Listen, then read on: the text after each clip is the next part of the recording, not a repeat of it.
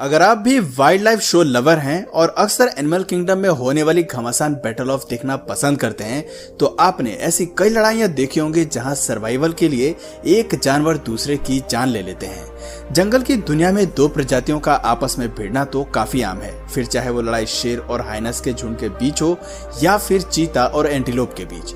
शिकार और इलाके में अपने दबदबे को बनाए रखने के लिए अक्सर दो प्रजातियां आमने सामने आ जाती हैं। लेकिन क्या आप जानते हैं कि जंगल में ऐसी स्पीशीज भी देखने को मिलती हैं जिसके सदस्य अपने ही साथियों के खून के प्यासे रहते हैं।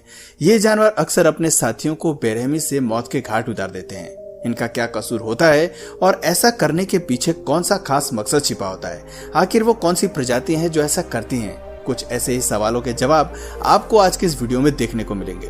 तो देर न करते हुए चलिए शुरू करते हैं आज की इस वीडियो को। जरूरी नहीं कि जंगल की दुनिया में सभी जंग शिकार को लेकर ही हो। कुछ बैटल ऑफ जंगल में अपना दबदबा बनाए रखने के लिए, ताकत की नुमाइश करने के लिए या फिर प्रजनन की प्रक्रिया को अंजाम देने के लिए भी लड़ी जाती है। मेटिंग के लिए भी सदस्यों में होने वाली लड़ाइयों का परिणाम अक्सर किसी एक साथी की मौत पर ही खत्म होता है। अब हमिंगबर्ड को ही ले लीजिए। ये जीव इस तरह से विकसित हुई है कि प्रजनन की प्रक्रिया के लिए अपने ही मेल साथियों पर वार करते हैं। फीमेल पक्षी को पाने के लिए इस प्रजाति के मेल्स एरियल बैटल्स को अंजाम देते हैं और एक दूसरे को बारीक चोंच से हमला कर शिकार बनाते हैं। देखा जाए तो ये एक तरह का सेक्सुअल कंपटीशन है। असल में ये पक्षी अपने साथी की हत्या करने के विचार से एक दूसरे पर हमला नहीं करते। इनका मकसद अपने प्रतिद्वंदी की संख्या को कम करना होता है और इसी प्रक्रिया में कई मेल हमिंग बर्ड्स अपनी जान गंवा बैठते हैं। प्रजनन की प्रक्रिया में अपने ही साथी की जान लेना काफी आम है। कुछ इसी तरह का व्यवहार वेस्टर्न टोड्स में भी दिखाई पड़ता है, जहां मेल टोड्स प्रजनन की आस से मादा को घेर लेते हैं। बहुत सारे सदस्यों के एक साथ उस पर टूटने की वजह से आखिर में वो पानी में डूबकर मर जाती है। खैर, अपने साथियों को मारने का ये व्यवहार मैमल्स में भी दिखाई पड़ता है, लेकिन उसके पीछे कारण कुछ और होता है।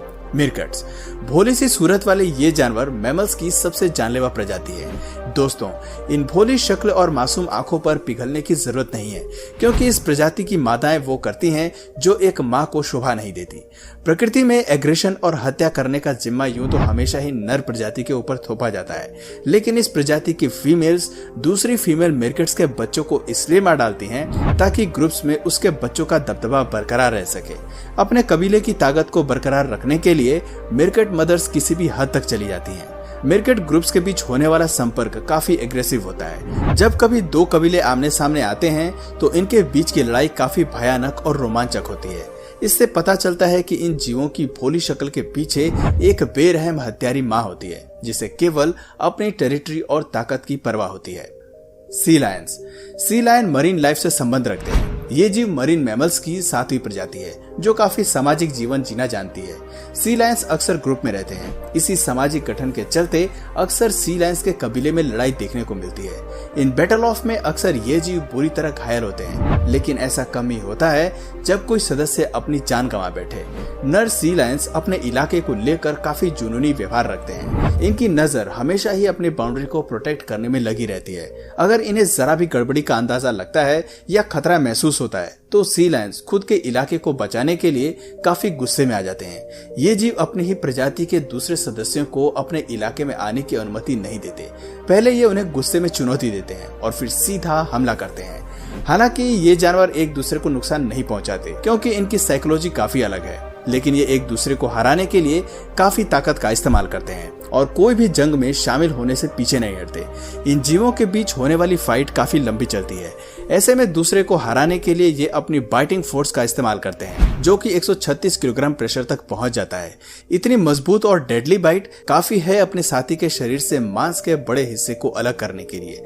आंकड़े बताते हैं कि 15% सी लायन की मौत एक जानलेवा हत्या होती है, जिसके लिए उनके साथी जिम्मेदार होते हैं। अब बारी आती है जंगल के राजा शेर की। एनिमल किंगडम की सबसे प्रसिद्ध प्रजाति शेर है, जिसे टॉप प्रीडेटर के रूप में देखा जाता है। आप समझ सकते हैं कि इस प्रजाति में होने वाली लड़ाई कितनी घातक और खौफनाक होती होगी। दो शेरों के बीच की लड़ाई अक्सर मादा शेरनी या फिर प्रतिद्वंदी के परिवार पर जीत पाने के लिए होती है। ये लड़ाई केवल एक प्रतिद्वंदी की मौत पर खत्म नहीं होती। आपको जानकर हैरानी होगी कि इस प्रजाति में जीतने वाला साथी केवल शेर को नहीं मारता बल्कि उसके सभी कब्ज की हत्या कर डालता है। ये शेरों का नियम है कि हारने वाला सदस्य अपना सब कुछ हार जाता है। कभी कभी तो शेरनी खुद ही कब को मार डालती है। और इससे भी दिलचस्प फैक्ट ये है कि ऐसे भी मामले देखे गए हैं जहाँ शेरनी खुद ही शेर की हत्या कर देती है अगर उसे लगता है कि उसका पार्टनर परिवार की रक्षा करने लायक नहीं है। दोस्तों, आंकड़े बताते हैं कि 13% शेरों की मौत इस तरह की हत्या होती है जिसके लिए खुद इनकी अपनी प्रजाति जिम्मेदार होती है। ऐसे में कहा जा सकता है कि जंगल का राजा होना आसान काम नहीं है। आपको हमेशा अपनी ताकत को लोहा मनवाते रहना होगा, वरना आपकी राजगद्दी कभी भी छिन सकती है। राजा होने का मतलब ये नहीं है कि ताज पहनकर अपने सिंहासन पर बैठे रहो। इस ताज को बनाए रखने के लिए मेहनत करनी जरूरी है। वुल्व्स, जब बात अपनी टेरिटरी को बचाने की आती है तो भेड़ियों का नाम इस लिस्ट में सबसे ऊपर आता है। ये जीव अपने इलाके के प्रति काफी सेंसिटिव होते हैं और खासतौर पर तब जब मौसमी बदलाव के चलते फूड शॉर्टेज होती है। भेड़िए अपनी प्रजाति के सदस्यों से बातचीत के लिए हाउलिंग का सहारा लेते हैं ताकि ये बाकी सदस्यों के इलाके से वाकिफ रहें और किसी अनजान सदस्य को अपनी टेरिटरी में घुसने से रोक सकें।